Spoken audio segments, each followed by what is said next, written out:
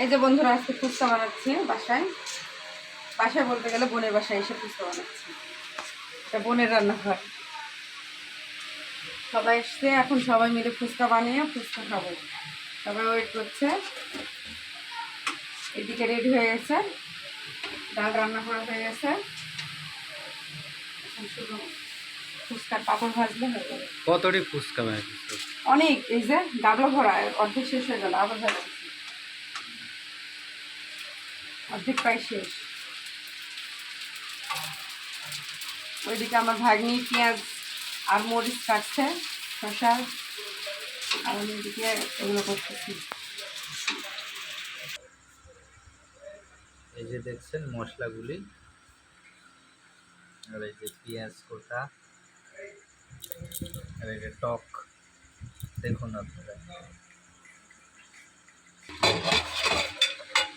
ডিম, কি এটা? ডিম আন্ডার ছিলাচ্ছে। এই যে বন্ধুরা এখন ডিম ছিলাচ্ছে, ডিম রেডি করছে। কি ডিম, দেশি না ব্রয়লারের? দেশি মুরগির ডিম তো সবসময় পাওয়া যায় না, ব্রয়লার মুরগির ডিম নিয়ে আসলাম এইমাত্র। এই পড়ে গেল গো।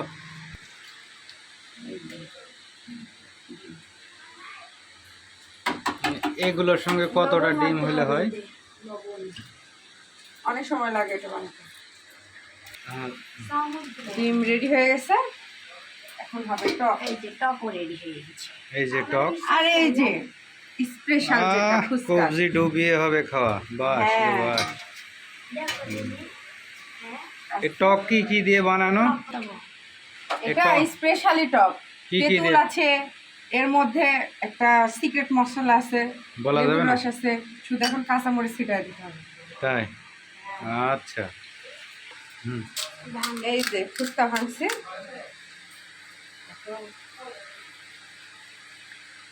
এই যে হুম। আর টক, এই যে টক। সেই স্বাদ, তাই না? হুম।